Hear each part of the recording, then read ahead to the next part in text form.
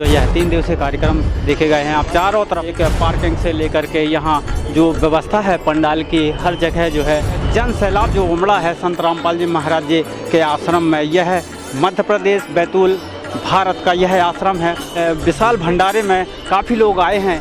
Sir आपका क्या नाम है? जुगल किशोर। कहाँ से आए हैं जुगल किशोर जी? छपड़ा। यहाँ का जो मंत्र वगैरह है क्या आपने लिया? नहीं, मैं पहली बार आया हूँ। अभी वो मंत्र दीक्षा नहीं हुई है। मैंने साहित्य ले लिया है, जो उसका अध्ययन करेंगे। तो पहली बार अगर आए तो प्रमाण तो जरूरी है। जी। कार्य क्या करते हैं? मैं पुलिस में रहा हूँ, पुलिस डिपार्टमेंट का आदमी हूँ। पैरेलल मैंने रिटायरमेंट ले लिया है। तो अब मन लगा, हमारे साथी आए तो मैंने कहा चलो, अच्छा लगा। और आके यहाँ अच्छा लगा। 10-12 घंटे हो गए हैं मुझे, अच्छा लग रहा है। आपको कैसा लग रहा है? हमें तो ऐसा लग रहा है, शब्द ही नहीं है कि कैसे तारीफ़ करें। लेकिन आप जैसे लोग अगर मिलते हैं तो आपको पता चलता है कि वाकई में यहाँ स्थान जो है एक स्वर्ग जैसे स्थान है। आपको कैसा लग रहा है? हमें यहाँ के अच्छा लगा। सब लोग अच्छे बढ़िया प्रेम से रहते हैं। और नहीं तो इस चीज़ को संभालने के लिए इन लोगों को, यही कहीं दूसरी जगह होता तो इतना सारा प्रशासन चाहिए, इतना सारा अनुशासन बनाने के लिए बल का प्रयोग करना पड़ेगा। जो यहाँ कोई बल नहीं है, कोई शक्ति नहीं, कोई कुछ नहीं। सब लोगों को प्रेम से किया जा रहा है। और कौन मेंटेन कर रहा है ये लोग ये समझे।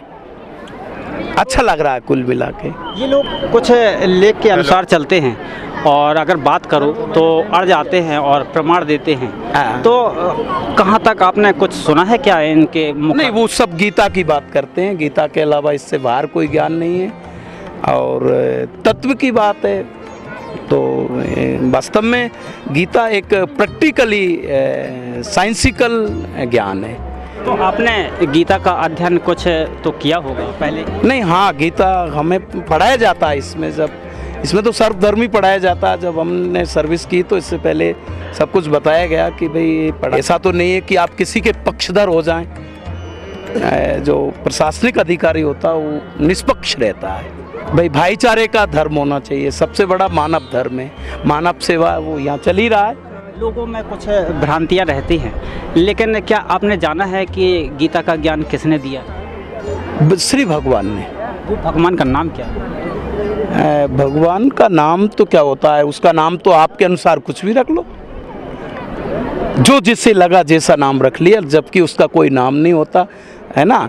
वो तो अपने आप में एक पावर कहेंगे, एक शक्ति कहेंगे। जैसे आप उसे अपनी भाषा में कुछ भी नाम दे सकते हो। जो नाम की बात बताई है, नाम की महिमा बताई है, जैसे कलयुग केवल नाम आधारा, तो आखिर में वो नाम कौन से भगवान का, वो कौन से नाम का संकेत किया गया है शास्त्र में?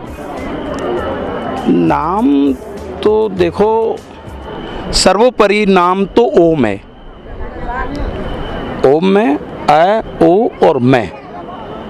अ यदि आप उसका उच्चारण करोगे तो आपका आचरण शुद्ध हो जाएगा। उ यदि उसका आप बराबर जाप करोगे तो आपका उ से उच्चारण और ऐसे आचरण शुद्ध होगा। और मैं से मनन, आपका मनन शुद्ध हो जाएगा। इसलिए सर्वोपरि तो ओम ही मंत्र है। आपको कुछ और लगता हो तो बात अलग है। सर क्या बताना चाहते हैं? हम ये बताना चाहते हैं कि जैसे परमात्मा ब्रह्म ने जो गीता का ज्ञान जो कृष्ण भगवान के मुख से दिया, और उस गीता में ओम मंत्र तक का वर्णन किया गया। उससे आगे का ज्ञान उसने कहा कि किसी तत्वदर्शी संत की तलाश करो। यानी गीता ये कहती है कि गुरु बनाओ, एक तत्वदर्शी संत की तलाश की बात कही गई है। और वो तत्वदर्शी संत तुम्हें जो 23 मंत्र में है कि वो ओम तत् सत, वो तत् और सत क्या है, वो छिपे हुए गुड रहस्य को दिया। वेद भी प्रमाण करते हैं। तो सर दूसरा आपसे जानना चाहते हैं, जो इन्होंने बताया कि इससे भी आगे और भी जो है जो खास मंत्र है, कहाँ तक जाना है आपने? नहीं, मैं तो अभी तक यहीं तक पहुंचा हूँ, वो तो इनको ही पता होना चाहिए। आप बताएं सर, शास्त्रों में नाम की बात आई है, जैसे रामायण में भी लिखा है कि कलयुग केवल नाम आधारा, सुमर सुमन नर उतरहि पारा। तो मुक्ति तो हर इंसान को चाहिए, लाभ तो हर इंसान को चाहिए उस भगवान से।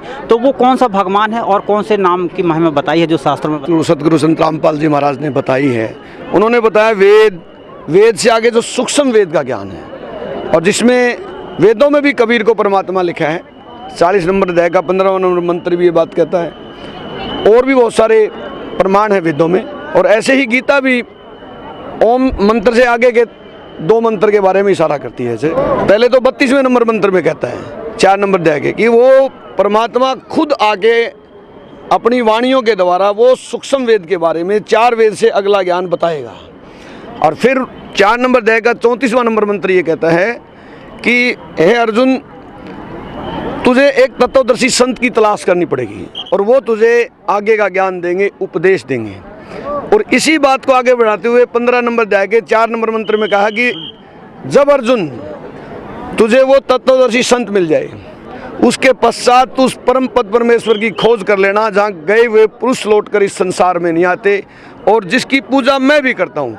यानी गीता ज्ञानदाता किसी और की पूजा करता है। तो 21 ब्रह्मांड तक तो खुद अर्जुन गीता में अर्जुन को कह रहा है, गीता ज्ञानदाता कृष्ण के भगवान कृष्ण के माध्यम से बोल रहा है कि अर्जुन तेरे और मेरे बहुत जन्म हो लिए, तेरे जन्म मेरे जन्म दिव्य हैं, ये देवता लोग नहीं जानते, ब्रह्मा विष्णु महेश, और तेरे जन्मों को मैं जानता हूँ। वो तो खुद जन्म मरण में है, और वो कहता है ब्रह्म लोक पर्यंत, मैं खुद ब्रह्म हूँ, मैं खुद काल हूँ, मेरा मंत्र ओम है। और ब्रह्म लोक पर्यंत जितने भी लोग हैं वो पुनरावृत्ति में हैं, और अपनी खुद की भक्ति को भी अनुत्तम कह रहा है एक जगह। इसलिए अनुत्तम कह रहा है कि इसमें पूर्ण मोक्ष नहीं है। जब मोक्ष की बात अर्जुन ने पूछी तो अर्जुन से पूछा, अर्जुन ने कहा कि फिर तुझे तत्वदर्शी संत की तलाश करनी पड़ेगी, जो उस तत्व को जानता है, जो उस पूर्ण परमात्मा से मिला है, उस कबीर से मिला है।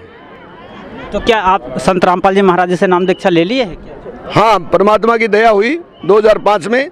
हम भी हनुमान जी के, हमारे एरिया में हरियाणा में हनुमान जी की ज़्यादा पूजा करते हैं। शिव जी, ब्रह्मा, विष्णु, जो हिंदू सनातनी परंपरा में जो ज्ञान है। और हमारे गांव में तो गुरुकुल भी हैं, हम तो गुरुकुल में जाया करते थे। खैर वहाँ वेद नहीं पढ़ाए जाते थे, एक अलग बात है।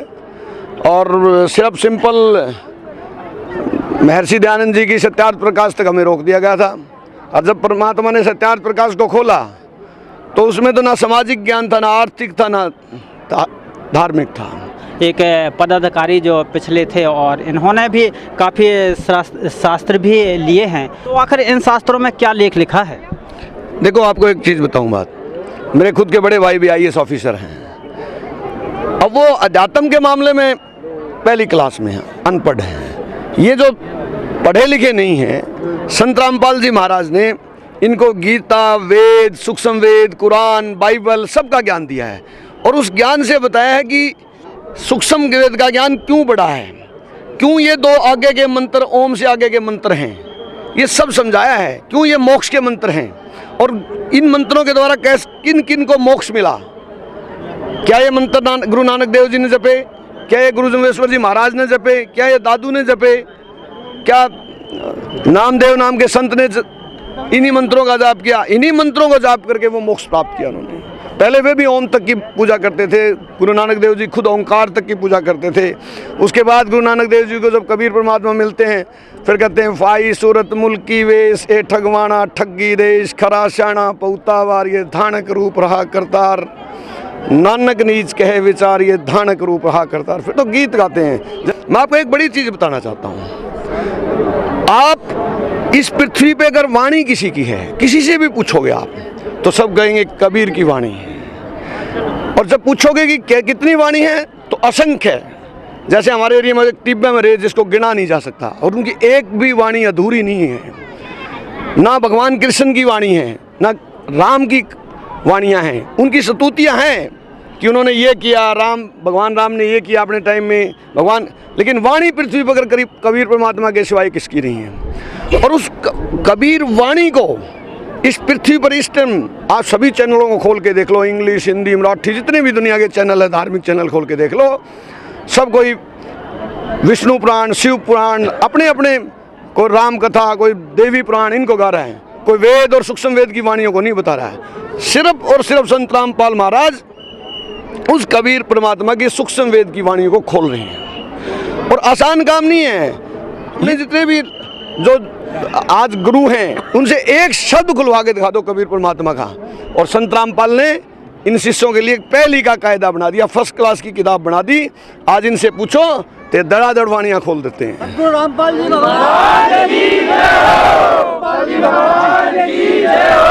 आप तो ऐसी बात कर रहे हैं जैसे गीता से आगे का ज्ञान बता रहे हैं, जबकि गीता में जो जानकारी है भाई साहब ने बताया है। देखो भाई साहब, क्या जितने भी धर्मगुरु पृथ्वी पर वो सभी यही कह रहे हैं गीता को। उनसे अगर आज आप ये पूछ लो कि गीता किसने बोली, तो कहीं भगवान कृष्ण ने बोली। मैं एक साइंटिस्ट बुक पार्क के अंदर बुक पढ़ रही थी, गीता पढ़ रही थी। मैंने पूछा ये पुस्तक ले लो, कहती नहीं मेरे पास है। मैंने कहा आंटी ये ज्ञान किसने बोला? अरे भगवान कृष्ण ने बोला। तो मैंने कहा ये 7वें नंबर अध्याय का 16वां नंबर मंत्र पढ़ो, जिसमें वो इन तीनों देवताओं की भक्ति को ही गलत बता रहे हैं।